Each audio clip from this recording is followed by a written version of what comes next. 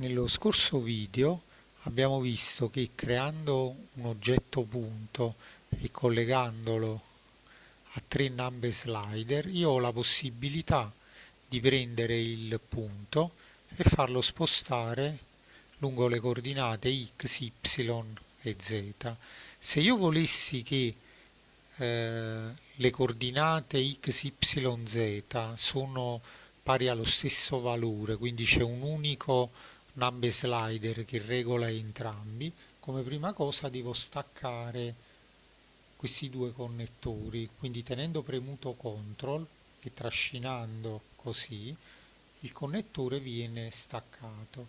Ora vado a connettere questi altri connettori, quindi lo stesso componente può essere inserito in tre componenti diversi. Ora quando vado a variare questo elemento, vedete che lui si sposta contemporaneamente lungo la X, lungo la Y e lungo la Z. Se elimino la Z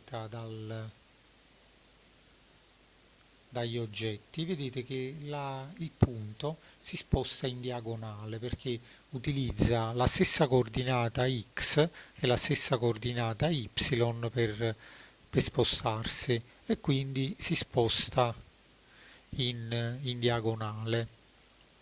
Volendo io potrei quindi con CTRL posso togliere un connettore dal collegamento del componente, mentre invece se io collego questo connettore a questo, se ne stacca uno e si attiva l'altro. Se io nello stesso connettore voglio inserire due elementi, tengo premuto Shift, trascino ed entrambi vengono collegati allo stesso connettore. Quindi con Shift collego due connettori allo stesso elemento, con CTRL separo i connettori.